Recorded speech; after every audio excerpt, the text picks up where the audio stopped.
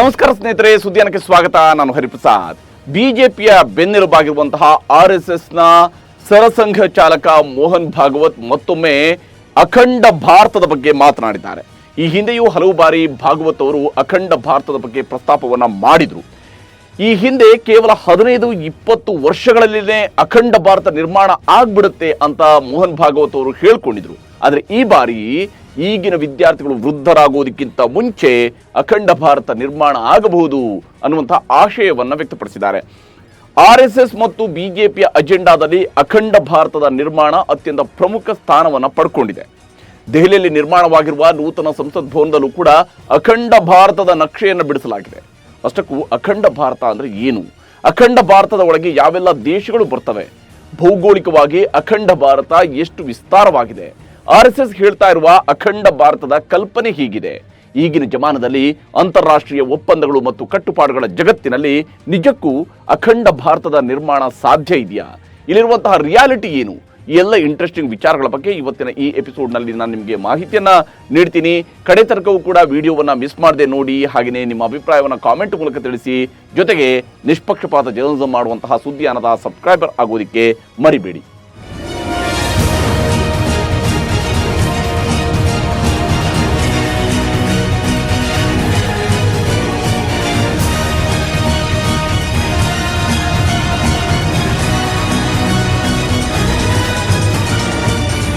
ಸ್ನೇಹಿತರೆ, ಮೊದಲಿಗೆ ಅಖಂಡ ಭಾರತ ನಿರ್ಮಾಣದ ಬಗ್ಗೆ ಆರ್ಎಸ್ಎಸ್ನ ಮುಖ್ಯಸ್ಥ ಮೋಹನ್ ಭಾಗವತ್ ನೀಡಿರುವ ಇತ್ತೀಚಿನ ಹೇಳಿಕೆಯನ್ನು ಗಮನಿಸೋಣ.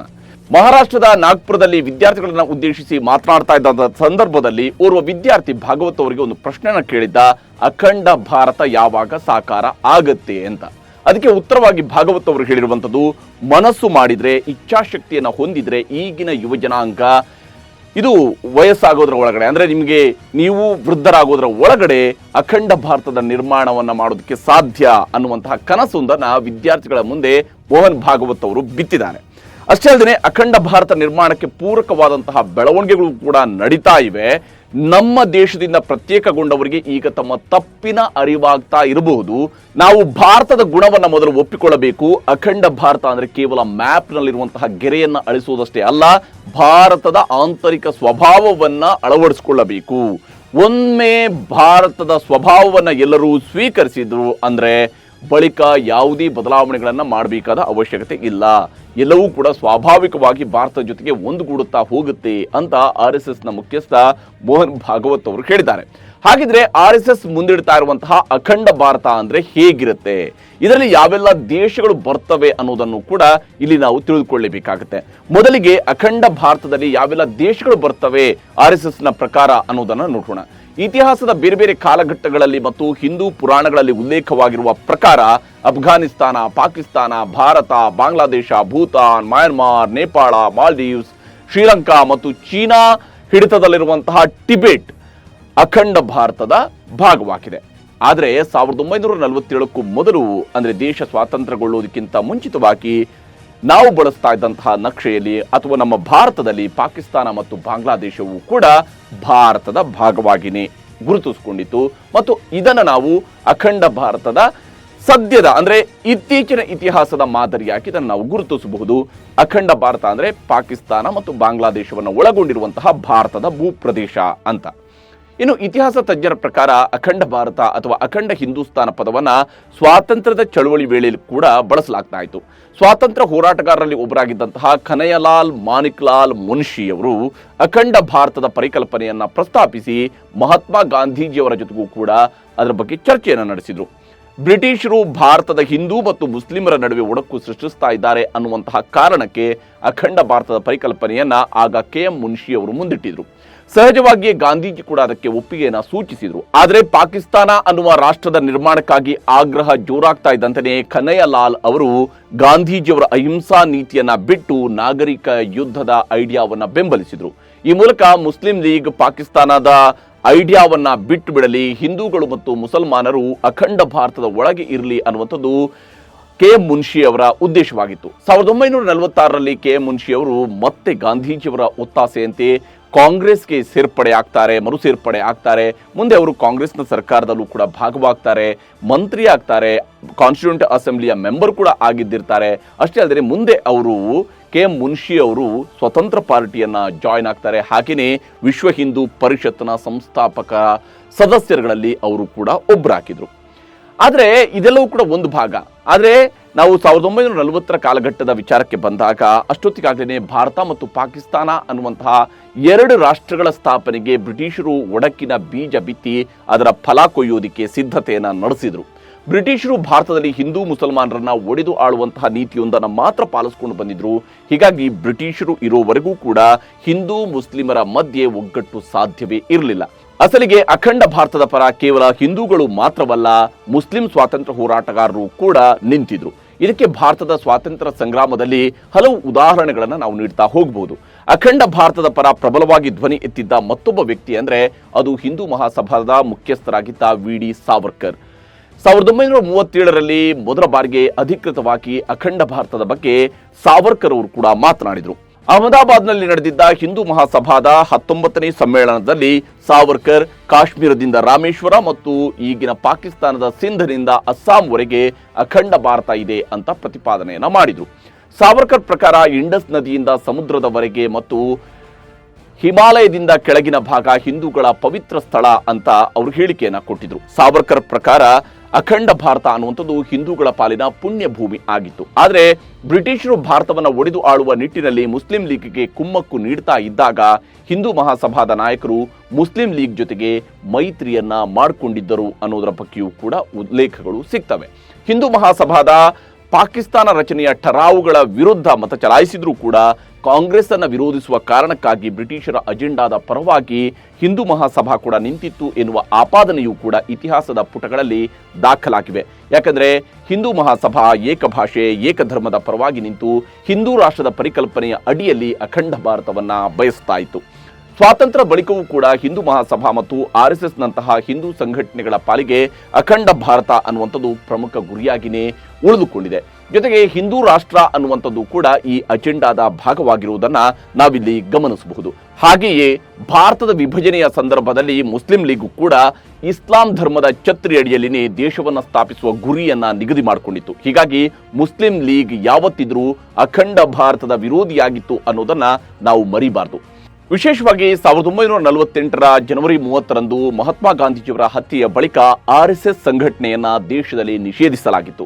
ಆದರೆ 1949ರಲ್ಲಿ RSS ಮೇಲಿನ ನಿಷೇಧವನ್ನ ಹಿಂಪಡೆಯಲಾಗಿತ್ತು.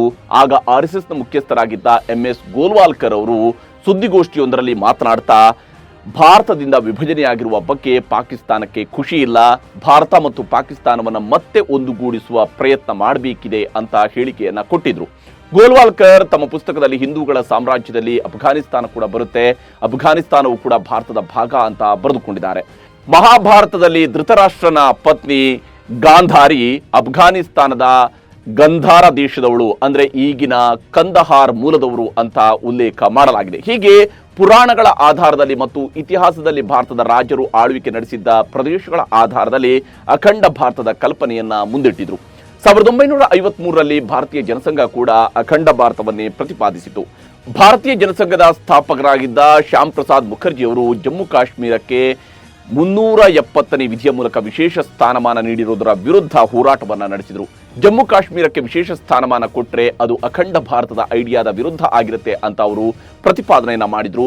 ಒಂದೇ ದೇಶದಲ್ಲಿ ಎರಡು ರೀತಿಯ ಕಾನೂನು, ಎರಡು ರೀತಿಯಾದಂತಹ ಆಡಳಿತ, ಇಬ್ಬರು ಪ್ರಧಾನಮಂತ್ರಿಗಳು ಇರೋದಕ್ಕೆ ಸಾಧ್ಯ ಇಲ್ಲ ಅಂತ ಹೇಳಿ ಶ್ಯಾಮ್ ಪ್ರಸಾದ್ ಮುಖರ್ಜಿ ಅವರು ಘೋಷಣೆಯನ್ನು ಕೂಡ ಆಗ ಕೂಗ್ತಾ ಇದ್ರು. ಏಕ್ ದೇಶ್ ಮೇ ದೋ ಪ್ರಧಾನ್ ದೋ ನಿಶಾನ್ ಔರ್ ದೋ ಕಾನೂನ್ ನಹಿ ಚಲೇಗಾ ಅನ್ನುವಂಥದ್ದು ಶ್ಯಾಮ್ ಪ್ರಸಾದ್ ಮುಖರ್ಜಿ ಅವರ ಅಂದಿನ ಘೋಷಣೆಯಾಗಿತ್ತು. ಇನ್ನು ಅಖಂಡ ಭಾರತದಲ್ಲಿ ಮುಸ್ಲಿಮರು ಕೂಡ ಜೀವಿಸಬಹುದು ಅಂತ ಭಾರತೀಯ ಜನಸಂಘ ಪ್ರತಿಪಾದನೆಯನ್ನ ಮಾಡಿಕೊಂಡಿತ್ತು ತನ್ನ ನಿರ್ಣಯಗಳಲ್ಲಿ. 1965ರಲ್ಲಿ ಭಾರತೀಯ ಜನಸಂಘ ಪಾಸ್ ಮಾಡಿದ್ದ ನಿರ್ಣಯದಲ್ಲಿ ಭಾರತದ ಸಂಪ್ರದಾಯ ಯಾವ ಧರ್ಮದ ವಿರುದ್ಧವೂ ಕೂಡ ಇಲ್ಲ, ಭಾರತ ಮತ್ತು ಪಾಕಿಸ್ತಾನ ಒಂದಾದರೆ ಮುಸಲ್ಮಾನರು ಅಖಂಡ ಭಾರತದ ಭಾಗವಾಗ್ತಾರೆ ಅಂತ ಜನಸಂಘ ತನ್ನ ನಿರ್ಣಯದಲ್ಲಿ ಉಲ್ಲೇಖವನ್ನ ಮಾಡಿಕೊಂಡಿದೆ.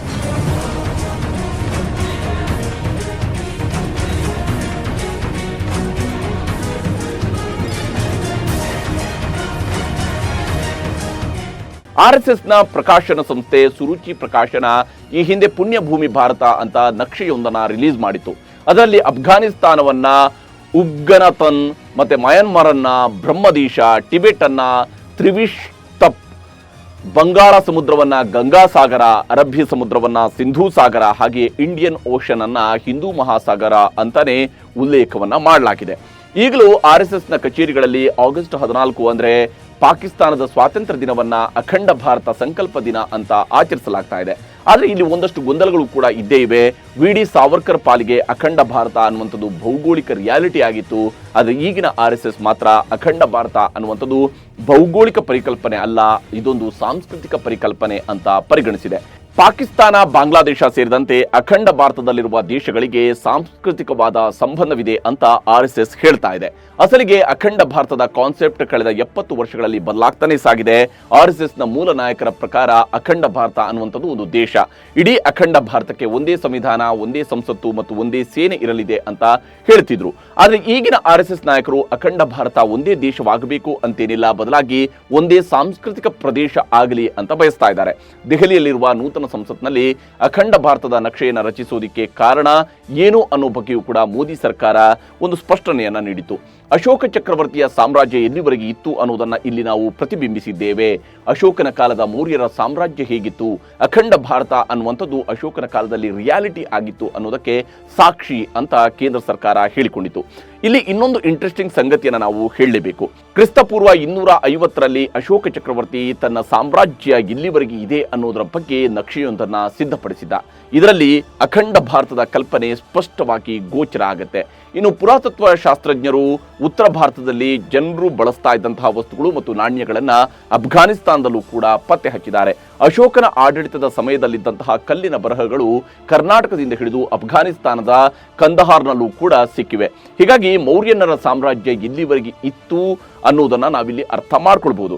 ಆದ್ರೆ ಮೌರ್ಯರ ಕಾಲದಲ್ಲೂ ಕೂಡ ತಮಿಳುನಾಡು ಮತ್ತು ಕೇರಳ ಅಶೋಕನ ಆಡಳಿತದಲ್ಲಿ ಇರಲಿಲ್ಲ. ಚೋಳರು, ಪಾಂಡ್ಯರು ಮತ್ತು ಚೇರರು ದಕ್ಷಿಣ ಭಾರತದ ಕೆಲ ಭಾಗಗಳನ್ನ ಭೂಪ್ರದೇಶವನ್ನ ಆಳ್ತಾ ಇದ್ರು. ಈಶಾನ್ಯ ಭಾರತದ ರಾಜ್ಯಗಳು ಕೂಡ ಅಶೋಕನ ಆಡಳಿತಕ್ಕೆ ಒಳಪಟ್ಟಿರಲಿಲ್ಲ. ಹೀಗಾಗಿ ಈಗಿನ ಅಖಂಡ ಭಾರತ ಅನ್ನೋದು ಅಶೋಕನಿಗೂ ಕೂಡ ಸೇರಿದ್ದಂಥದ್ದು ಅಲ್ಲ, ಅಥವಾ ಇನ್ಯಾವುದೇ ರಾಜರ ಆಳ್ವಿಕೆಗೂ ಕೂಡ ಒಳಪಟ್ಟಿದ್ದಲ್ಲ. ಹಾಗೆ ನೋಡಿದರೆ ಔರಂಗಜೇಬನ ಮೊಘಲ್ ಸಾಮ್ರಾಜ್ಯ ಕೂಡ ಸ್ವಲ್ಪ ಮಟ್ಟಿಗೆ ಈಗಿನ ಅಖಂಡ ಭಾರತಕ್ಕೆ ಹೋಲಿಕೆಯಾಗುತ್ತೆ. ಅಫ್ಘಾನಿಸ್ತಾನದ ಕಾಬೂಲ್ನಿಂದ ಸಂಪೂರ್ಣ ಬಂಗಾಳವನ್ನೂ ಒಳಗೊಂಡು ಅಸ್ಸಾಂನ ಗುವಾಹಟಿ ಮತ್ತು ಜಮ್ಮು ಕಾಶ್ಮೀರದಿಂದ ಮೈಸೂರಿನವರೆಗೂ ಔರಂಗಜೇಬನ ಕಾಲದಲ್ಲಿ ಮೊಘಲರು ಆಡಳಿತವನ್ನ ನಡೆಸಿದ್ರು. ಆದರೂ ಇಡೀ ಅಖಂಡ ಭಾರತ ಔರಂಗಜೇಬನ ಹಿಡಿತದಲ್ಲಿ ಇರಲಿಲ್ಲ. ಕೆಲ ಇತಿಹಾಸಕಾರರು ಹೇಳಿರೋದ್ರ ಪ್ರಕಾರ ಭೂತಾನ್, ನೇಪಾಳ, ಟಿಬೆಟ್ ಮತ್ತು ಶ್ರೀಲಂಕಾ ಯಾವತ್ತೂ ಕೂಡ ಅಖಂಡ ಭಾರತದ ಭಾಗ ಆಗಿರಲೇ ಇಲ್ಲ. ಅಖಂಡ ಭಾರತದ ಎಲ್ಲ ಏರಿಯಾಗಳನ್ನು ಕೂಡ ಅಶೋಕ ಸಾಮ್ರಾಟನಾಗಿ ಅಥವಾ ಇನ್ಯಾವುದೇ ರಾಜರುಗಳೇ ಆಗಲಿ ಸಂಪೂರ್ಣವಾಗಿ ಆಡಳಿತ ನಡೆಸೋದಕ್ಕೆ ಸಾಧ್ಯ ಆಗಿರಲಿಲ್ಲ. ಇದೇ ಕಾರಣಕ್ಕೆ ಈಗಿನ RSS ನಾಯಕರು ಅಖಂಡ ಭಾರತ ಅನ್ನೋದು ಭೌಗೋಳಿಕವಾಗಿ ಅಸ್ತಿತ್ವದಲ್ಲಿರುವ ಘಟಕ ಅಲ್ಲ, ಒಂದು ಸಾಂಸ್ಕೃತಿಕ ಘಟಕ ಅಂತ ಹೇಳ್ತಿದ್ದಾರೆ. ಭಾರತ, ಪಾಕಿಸ್ತಾನ, ಬಾಂಗ್ಲಾದೇಶ ಸೇರಿದಂತೆ ಅಖಂಡ ಭಾರತದೊಳಗಿರುವ ದೇಶಗಳಿಗೆ ಪರಸ್ಪರ ಐತಿಹಾಸಿಕ ಮತ್ತು ಸಾಂಸ್ಕೃತಿಕ ಸಂಬಂಧ ಇದೆ ಅನ್ನೋದು ಈಗಿನ RSSನ ಪ್ರಮುಖ ವಾದ. 2012ರಲ್ಲಿ ನರೇಂದ್ರ ಮೋದಿ ಅವರು ಗುಜರಾತ್ನ ಮುಖ್ಯಮಂತ್ರಿಯಾಗಿದ್ದಾಗ ಅಖಂಡ ಭಾರತದಿಂದಾಗಿ ಭಾರತ ಇತರೆ ದೇಶಗಳ ಜೊತೆಗೆ ಯುದ್ಧ ಮಾಡೋದಿಲ್ಲ, ಬದಲಾಗಿ ಶಾಂತಿಯುತವಾಗಿ ಎಲ್ಲಾ ದೇಶಗಳನ್ನ ಒಟ್ಟುಗೂಡಿಸಬೇಕು, ಅದನ್ನ ಸಾಂಸ್ಕೃತಿಕ ಭಾರತವೆಂದು ಕರೆಯಬೇಕು ಅಂತ ಹೇಳಿಕೆಯನ್ನ ಕೊಟ್ಟಿದ್ರು. ಹೀಗಾಗಿ ಯುದ್ಧ ಸಾರಿ ಇನ್ನೊಂದು ದೇಶವನ್ನ ವಶಪಡಿಸಿಕೊಂಡು ಅಖಂಡ ಭಾರತದ ನಿರ್ಮಾಣ ಸಾಧ್ಯ ಇಲ್ಲ ಅನ್ನೋದು RSS ಮತ್ತು ಬಿಜೆಪಿ ನಾಯಕರಿಗೂ ಕೂಡ ಗೊತ್ತಿದೆ. ಹೀಗಾಗಿ ಅಖಂಡ ಸಾಂಸ್ಕೃತಿಕ ಭಾರತ ಅನ್ನೋ ಪರಿಕಲ್ಪನೆಯನ್ನ ಮುಂದಿಡಲಾಗ್ತಾ ಇದೆ. ಇನ್ನು ಅಖಂಡ ಭಾರತ ಕೇವಲ RSSನ ಪರಿಕಲ್ಪನೆ ಮಾತ್ರ ಅಲ್ಲ, ಸಾವಿರಾರು ವರ್ಷಗಳ ಹಿಂದೆಯೇ ಇಂಥದ್ದೊಂದು ಕಲ್ಪನೆ ಇದ್ದೇ ಇತ್ತು. ವೇದಗಳಲ್ಲಿ ಮತ್ತು ಮಹಾಭಾರತದಲ್ಲೂ ಕೂಡ ಈಗಿನ ಅಫ್ಘಾನಿಸ್ತಾನ, ಮಯನ್ಮಾರ್, ಶ್ರೀಲಂಕಾಗಳಲ್ಲಿರುವ ಸ್ಥಳಗಳ ಬಗ್ಗೆ ಉಲ್ಲೇಖಗಳು ಸಿಗ್ತವೆ. ಹಿಂದೂ ಧರ್ಮ ಮತ್ತು ದೇವಾಲಯಗಳ ಕುರುಹುಗಳು ಅಫ್ಘಾನಿಸ್ತಾನದಲ್ಲೂ ಕೂಡ ಪತ್ತೆಯಾಗಿವೆ. ಭಾರತದ ಸುತ್ತಮುತ್ತಲಿರುವ ಮುಸ್ಲಿಂ ರಾಷ್ಟ್ರಗಳಲ್ಲೂ ಕೂಡ ದೇವಾಲಯಗಳಿವೆ. ಈ ಎಲ್ಲ ಕಾರಣಕ್ಕೋಸ್ಕರ ಹಿಂದೂ ಧರ್ಮ ಕೇವಲ ಭಾರತ, ನೇಪಾಳಕ್ಕಷ್ಟೇ ಸೀಮಿತವಾಗಿಲ್ಲ. ಅಖಂಡ ಭಾರತದ ಒಳಗಿರುವ ಬಹುತೇಕ ದೇಶಗಳಲ್ಲೂ ಭಾರತದ ಸಂಸ್ಕೃತಿ ಪದ್ಧತಿಯನ್ನ ಜನ ಅನುಸರಿಸ್ತಾ ಇದ್ರು ಅನ್ನುವಂಥದ್ದು ಕೂಡ ಗೊತ್ತಾಗುತ್ತೆ.